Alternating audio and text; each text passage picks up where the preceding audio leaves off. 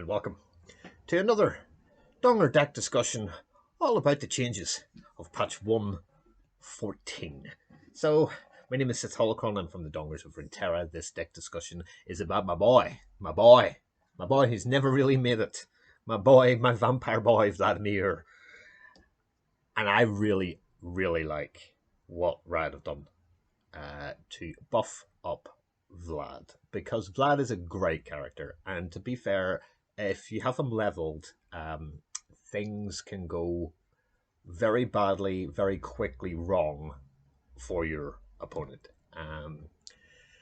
So in the good old days, you would have picked big units that can survive damage, etc. That's what Vlad needs. Yeah, you kind of take things up and survive things. So with this thought and the whole new process of how Vlad actually works, I'm going to show what I mean by this. So here is Vlad. This is Vladimir, and his level up has changed. So it used to be for each attacking ally on my right, deal 1 to it and 1 to the enemy nexus. That's what it now is. Now, this was not what it was. Previously, it was for each attacking ally, period. So it didn't matter where you put out Vladimir, you would possibly lose, say, a X1. So like an Omen Hawk, for instance. That would give you, it would deal damage to it to do 1 damage to the nexus. What you need to do to level up is you've had 5 allies survive damage. Now, in this patch and in the previous patch number 13, there are units that can come in to attack and be kind of groovy.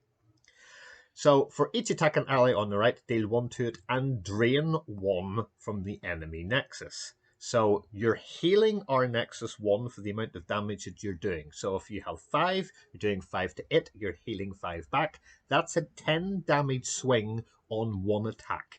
If all of your attacking allies are on the right-hand side of Vladimir, the same for this. You are dealing 1 to it and the enemy nexus. So again, if you have 3 to the right, you will be doing 3 damage immediately before the attack even starts to resolve. So that got me thinking. Bilgewater has got an amazing unbenched the Kench Soraka Tam deck, based around a whole load of things that when you immediately play them, they survive damage. That is going to level up your Vladimir. Play a couple of these, you're very, very close to leveling up Vlad. So, if I go through this deck, let me show you what I've actually got going here. Okay, so we are still in Freljord, which is a very, very, very good place to be. In my opinion, I think it's a very good place to be. And we are still running Omen Hawks. We really are. Let me show you how I think this deck is going to work. Because our champion is Braum.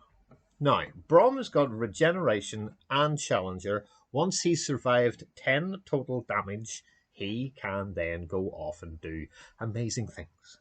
Amazing things. So I had been testing Vlad with Bilgewater, as you heard me allude to earlier. The problem is, let me come out of this, and we'll just go into Bilgewater and nothing else. So the new cards that came out were deal 2, so that's down to 2. That's the Codger. Boxtopus, do 3, only leaves 1. So yes, they're surviving damage. You know, deal 1 to me and an ally to draw 1. That's not bad. You know, there are things here that would be very, very, very good for Vlad. But the old-fashioned me still wants people to play bigger units. So, back into mine, and let's go, and I've got my unbenched the Kench. So if we quickly look at this, you will see boxtopuses and goats and codgers and all that sort of stuff. But that's not the deck we're talking about. The deck we are talking about now is the new and improved Braum Vlad deck. And we start with Omenhawk. Top 2 things in your deck get 1/1 granted. That's fantastic. That also helps them stay alive, which I think is pretty decent. Ravenous Flock, we're running 2 of. Things will get damaged. Things probably won't get stunned that much, but things will get damaged in this deck. You deal 4 to it, which is fantastic. It's Swain's favourite card, but it's very good at getting bigger units away. So very good for clearing out Trundles. Very good for killing out opposition Braums, opposition Swains. Very good, but we're only running 2 of. And then I started thinking about, what can we actually do to level him up quicker? So we've actually went for the Aristocrat. So in previous Vlad decks, a lot of people went the full Crimson package. I'm not doing that. I'm only running 2 Crimson packages. We're on only 11 spells. So the spells have to do what they need to do and do it well. But this is deal 1 to an ally, and then you grant it +2 power, and that is incredibly, incredibly critical for late on games. It's very, very, very good. Transfusion, we're running 2s of, and you'll kind of see that instead of all the 3s, we're doing a lot of 3s and a lot of 2s, because we need the spells to do things. So deal 1 to an ally to give another ally +2/+2. If you do the +2/+2 on an ally, it's going to survive. If you're surviving damage, deal 1 to an ally that isn't going to survive damage because you've just survived damage.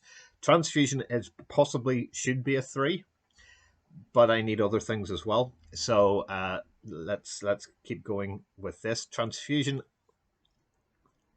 I love Transfusion. It's just one of those cards that's excellent. Troll Chant, 3 of. They get a -2 to their attack. We get +2 health. Anywhere, you can put this anywhere. People will then survive damage, etc. So something's firing out a 3 into, say one of their attackers is doing, has 3. You have a thing with 2 health. You can save another one by giving a second unit of yours +2. And then minus their attack, so that person then survives that, and there are 2 more to level up Vlad. Vlad will remember, it's not sing, it's when you've had allies survive. So 9 times out of 10, Vladimir will arrive down on turn 5, hopefully, maybe 1 away from being fully leveled up. Flash Freeze is pretty much a 2 of, to stop big units putting in too much damage early doors, and it's especially good in the mid game. So any time between rounds 4 and 6, this deck is pretty damn special. I've been able to go, no, you will not do that. Braum, brilliant, especially when they've got very little mana left to like increase things and all that sort of stuff. So, you know, look out for Troll Chants and Transfusions and some Brittle Steels or Elixir Varans or Blades Edges.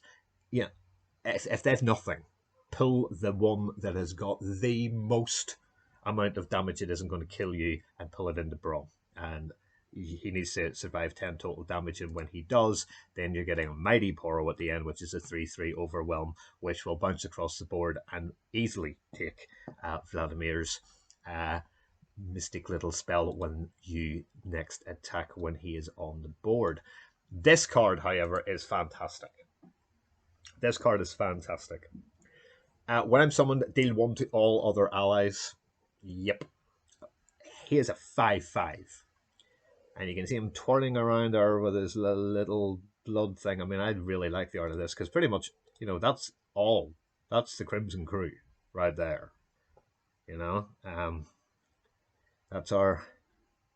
That's it. You know, that's the guy that gives you one of these or one of himself, and that's the guy that hurts everybody, which is why he's got the little blood drawings coming down.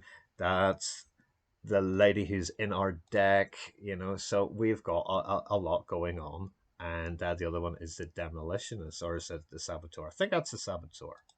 Yes. No, it's not.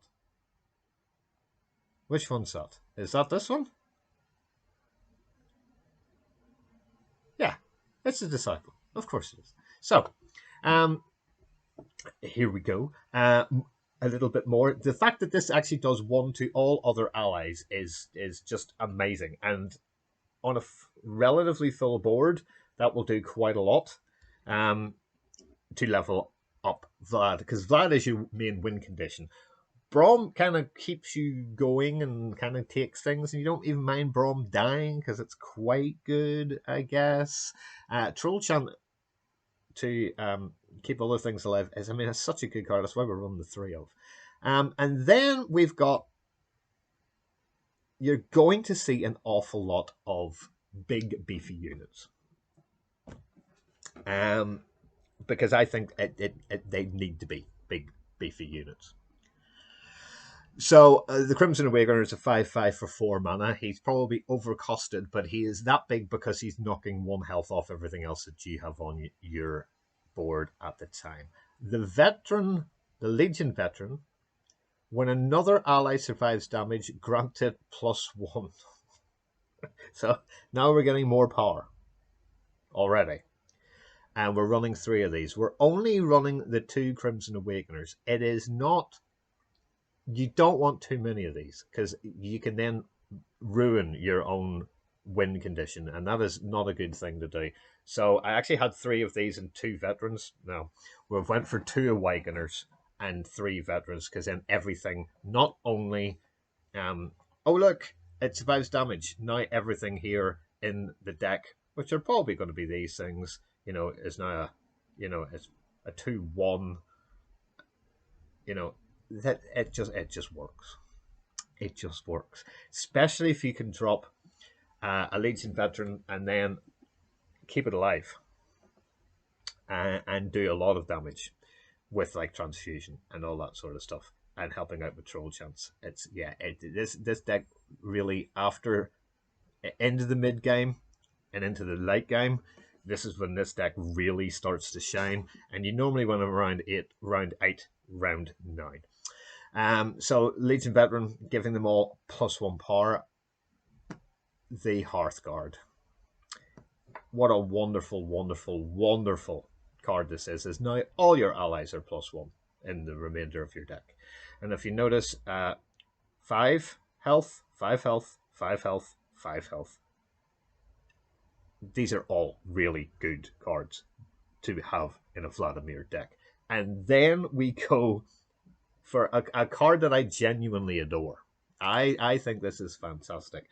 In the absence of Might in this deck, which is normally a good card to put in here, in previous patch metas, anything with Overwhelm Regeneration, i.e. Trolls, are in a superb position. The fact that when you throw this out, this has got everything that you possibly need. It has Overwhelm, and it regenerates itself. So it will always go back to 5. 2 of these in the board with a Vlad, and it's pretty much, you don't care about anything else, because they're not dying. Like, they are just not dying at all. So they need to be able to, you know, like, get excited and Mystic Shot, or a 5-cost Thermal Beam, or a Vengeance, or an Atrocity just to kill one of these off, so it's not doing what they want to do, which is into their Endure, or into their Nautilus, or into their biggest unit, and fire it across through Atrocity. They have to kill these guys because the amount of firepower and destructiveness going into their your opponent's Nexus is bonkers. And the fact that it refills it back up to full health every single round after defense and attack, that is the critical card in the deck. The Veteran and the Awakener, that's brilliant. The Awakener into that does 1, regenerates back up again. This card is fantastic. I am thinking of making the assessor, who I am not liking as much as I used to. But we're going to keep it like this and just play it out. I actually think this one would be better off being a 3 and not being a 2. So a +5 power ally. Now, if we're looking at this, that is 1. That's not. That is. That's not. That's not either. But Vlad is. So you can swap either of these around depending on if you want to be slightly more aggro, if you want to have more cards to sort of control things. The fact that it brings in 1 card for every single 5+ power ally you've got, I am beginning to think that by the time you've dropped down the Hearthstone and your Omen Hawks and all that sort of stuff in the early and into the mid game, we do have an awful lot of 5s. So we have got 4 cards that are all 5s, but these are the cards that win you the game. So you will need to be very careful about how you wish to go around which cards you want to put down, which is better for you against which matchup. So if you're up against a control deck, a certain card will be better. If you're up against aggro, then probably the Reaver would be better. If you have enough cards out, then the Assessor would be better. So there are things that you can do regardless of whether you're sort of playing against a mid-range or a control or a combo deck or whatever it happens to be. There are enough cards here in the 5-drop to be able to do stuff, including our champion. Now, when you're now playing Vlad now probably needs to go out first, obviously, because attacking allies on your right deal 1 to it and 1 to the enemy nexus. Stop. That's in an ideal world where you have got at least 3 health. If you have an Omen Hawk, throw it out first. Now, it will probably die. And it probably will die. But there are things that you will not want. It will maybe kill something if there's another one out there. So say you're up against a Legion Saboteur or a Legion Rearguard or Draven's biggest fan or that Spider or another Omen Hawk or a Lonely Porro. There are things that, the Omen Hawk can kill, which is fantastic. So you don't have to throw everything out. You don't kind of throw Vlad out and then decide where you're going to go. You can put out units first, which may make your opponent go, what's he doing? But keeping them alive is fantastic. Now, especially if you have like a Flesh Freeze as well, or a Transfusion, you can then make it like a 3/3. So a Transfusion into like the Reaver or a Hearthguard, wait and see where they're putting it. Put it into Braum. If you've pulled in something quite weak, it's only maybe doing 2. Put it into Braum. He then goes down to a 4. The hit will take it down to 2. He regenerates. Fantastic. And your Omen Hawk then kills off whatever 2/1 it is and stays on the board, which is superbly good and has survived damage. You see where we're going with this? I hope you see where we're going with this. Now, the last 3 cards, in my opinion, make the deck. So, we're going to start with Augur of the Old Ones. So, we only have 1 card in this deck that allows you to use its play text. And that is Osgore. And that's the only thing that we have if you have an 8-cost card. You're not playing the Old Ones for the keyword text. Ignore it. What we're now doing is that I'm now showing you the real reason why we are only running 2 Scar Maiden Reavers and 3 Augur of the Old Ones. This is exactly the same, but with 1 extra power. This guy has got 5/5, 4/6, Overwhelm, and Regeneration. The regeneration that has been brought in the last couple of patches is probably the number 1 thing that Vladimir decks have been missing. And that's it. So Augurs, Reavers, Hearthguards, all these sort of stuff, the Crimson Awakeners, we are just blasting everything to level our Vlad as quickly as possible. We've got Harsh Winds to ensure that the things that we don't want to die on an attack, And this is an attack one. You would only ever use this as a defensive spell if you're about to lose the game.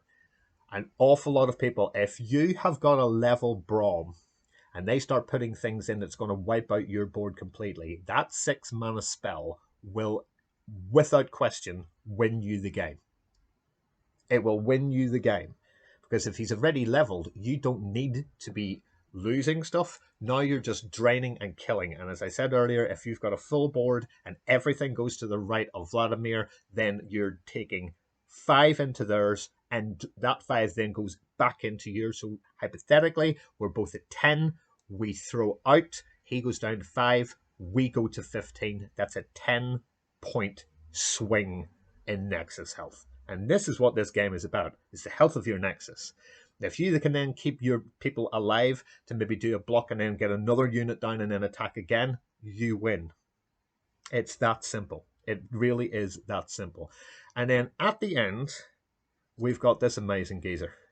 A 7/7 regenerating challenger that costs 8. He can pull in anything, kill it all off, and then just regenerate again. So we have got regeneration everywhere. One of our champions has regeneration. Vladimir, when he comes up, he gets regeneration, and that is what this deck does. It regenerates all the damage it takes and allows you very easily to win a game of Legends of Runeterra. My name is Sith Holocron. The deck code for this deck that I've just been speaking about is in the pinned comments, along with a whole ton of stuff like our social medias and our Discord, where we run leagues and tournaments for cash and all that sort of stuff, which you'd be more than welcome to come and join us. Thank you very much for watching, and until the next one, take it easy. Dongers out.